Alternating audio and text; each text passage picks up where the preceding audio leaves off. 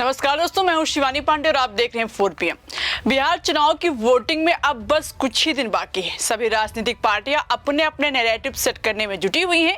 कांग्रेस जहां इस बार वोट चोरी का मुद्दा उठा रही, तो आरजेडी संविधान, बेरोजगारी और महंगाई को लेकर जनता के बीच उतरी है। वहीं पहली बार सीधे मैदान में उतरे प्रशांत किशोर भ्रष्टाचार को लेकर भाजपा के पीछे हाथ धोकर पड़ गए। दूसरी ओर भाजपा जब उसे कोई ठोस मुद्दा नहीं मिलता तो हमेशा की तरह अपने पुराने हिंदू मुस्लिम एजेंडे पर लौट आती है। इस बार भी बिहार में भाजपा मुसलमानों को टारगेट करने का कोई मौका नहीं छोड़ रही है, कभी मीट के नाम पर तो कभी घुसपैठ और बुर्के के मुद्दे पर। लेकिन इन सबके बीच असली सवाल यह है कि नीतीश कुमार किसके साथ खड़े हैं। क्या वो अब भी अपनी सेकुलर नेता वाली छवि बचाए हुए हैं या सत्ता के मोह में खुद को पूरी तरह संघ की विचारधारा के हवाले कर चुके हैं। जिस तरह से नीतीश कुमार ने इस बार टिकट बंटवारा किया है और भाजपा के मंचों पर फैलाए जा रहे सांप्रदायिक जहर पर चुप्पी साधी हुई, उसने कई सवाल खड़े कर दिए हैं। क्या इस बार नीतीश कुमार भाजपा के दबाव में मुसलमानों से दूरी बना रहे हैं? आज इस वीडियो में हम इसी पर करेंगे बात। दोस्तों, बिहार के राजनीतिक इतिहास देखें तो यहाँ सांप्रदायिकता से ज्यादा हमेशा जातिवाद हावी रहा है।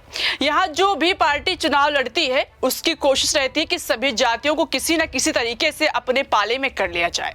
प्रधानमंत्री नरेंद्र मोदी का कुछ महीनों पहले दिया गया बयान याद होगा, जब उन्होंने बिहार की लगभग हर जाति को अपने परिवार का हिस्सा बताया था। बिहार में मेरा यादव परिवार है, बिहार में मेरा कुर्मी परिवार है, बिहार में मेरा कुशवाहा परिवार है, बिहार में मेरा कलवार परिवार है, बिहार में मेरा तेली परिवार है, मेरा सूरी परिवार है, मेरा कानू परिवार है, मेरा निषाद परिवार है, मेरा पासवान परिवार है, मेरा रविदास परिवार है, मेरा मुसहर परिवार है।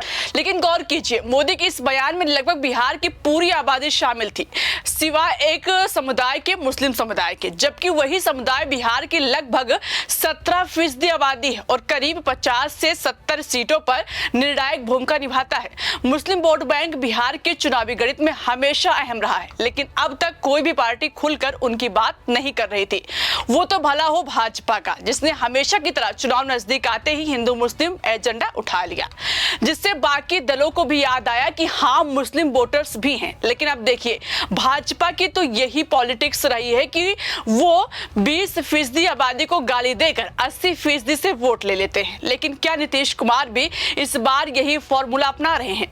अब तक जेडीयू की तरफ से कोई सीधा नफरती बयान सामने नहीं आया है, लेकिन भाजपा की तरफ से लगातार मुस्लिम विरोधी बयानबाजी हो रही है। उत्तर प्रदेश के मुख्यमंत्री योगी आदित्यनाथ कहते हैं कि बुर्का चाहिए या विकास। वहीं केंद्रीय मंत्री गिरिराज सिंह खुलेआम मंचों से मुसलमानों को हरामखोर कह रहे हैं।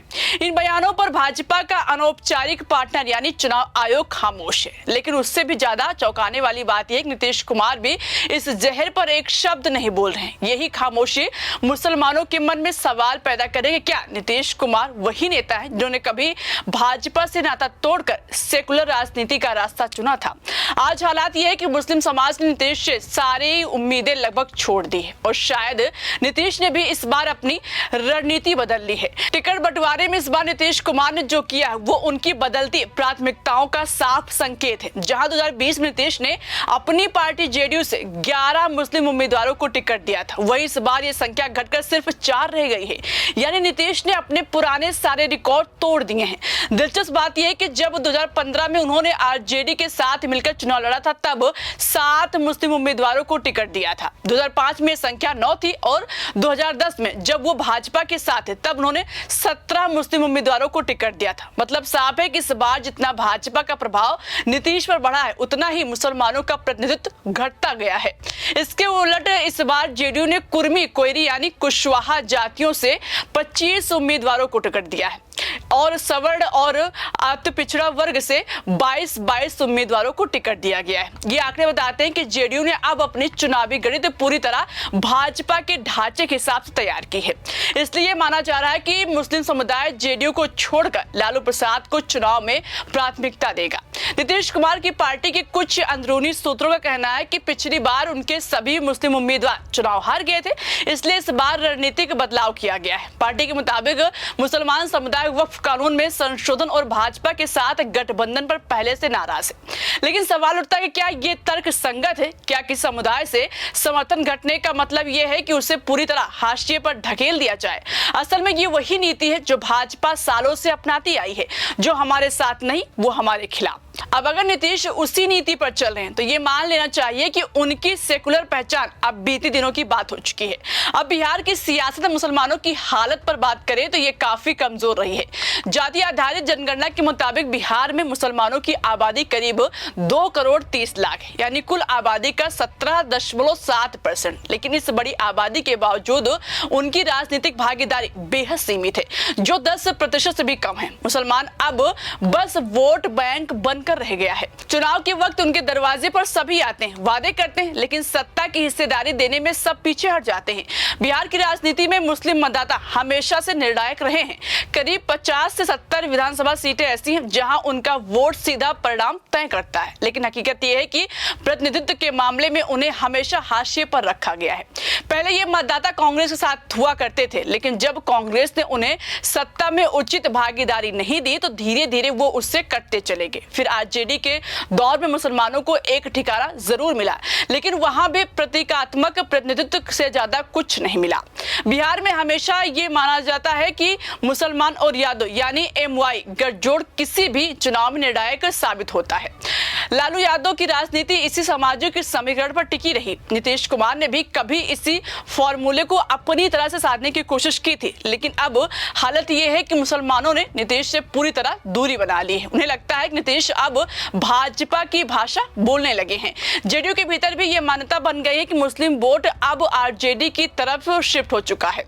इसलिए इस बार पार्टी ने टिकट वितरण में उस वर्ग को लगभग नजरअंदाज कर दिया। नीतीश कुमार की पूरी राजनीतिक यात्रा अगर आज के हालात में देखें तो साफ दिखता है कि उन्होंने सत्ता की कुर्सी बचाने के लिए अपने सिद्धांतों को किनारे रख दिया है।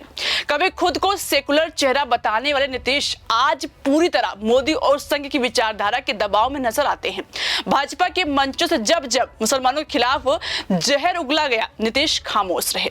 ये वही नीतीश हैं जिन्होंने कभी मोदी का साथ छोड़कर कहा था कि वो सांप्रदायिक ताकतों के साथ नहीं रह सकते, लेकिन आज उन्हीं ताकतों के साथ मंच साझा करते हैं। ये खामोशी किसी राजनीतिक रणनीति का हिस्सा नहीं बल्कि मजबूरी का इजहार है। सत्ता में बने रहने के दबाव में नीतीश कुमार वहां पर खड़े हो गए हैं जहां उन्हें हिंदुत्व की राजनीति के आगे सरेंडर करना पड़ा।